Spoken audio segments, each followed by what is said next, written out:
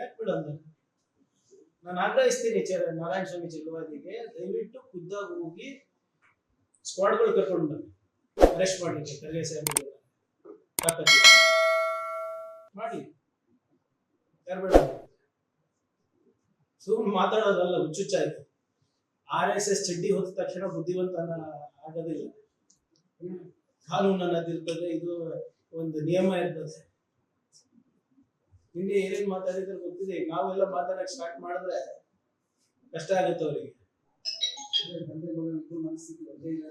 ಹೌದು, ಏನ ತಪ್ಪೇನಿದೆ? ನಮ್ಮ ಸ್ಥಿತಿ ಬುದ್ಧದಿದೆ, ಬಸವಣ್ಣ ತತ್ವದಿದೆ, ಸಂವಿಧಾನದಿದೆ, ತಪ್ಪೇನಿದೆ?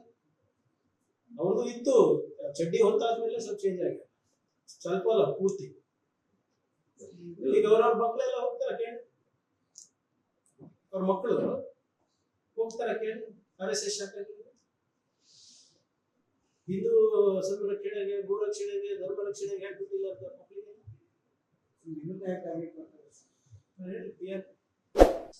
And your favorite and their favorite. Latest ಹಾಗೂ ಇಂಟ್ರೆಸ್ಟಿಂಗ್ ಸುದ್ದಿಗಳಿಗಾಗಿ ಬಾಸ್ ಟಿವಿ ಕನ್ನಡ ಚಾನೆಲ್ನ ಸಬ್ಸ್ಕ್ರೈಬ್ ಮಾಡಿ. ಹಾಗೆಯೇ ಬೆಲ್ ಐಕಾನ್ ಪ್ರೆಸ್ ಮಾಡಿ.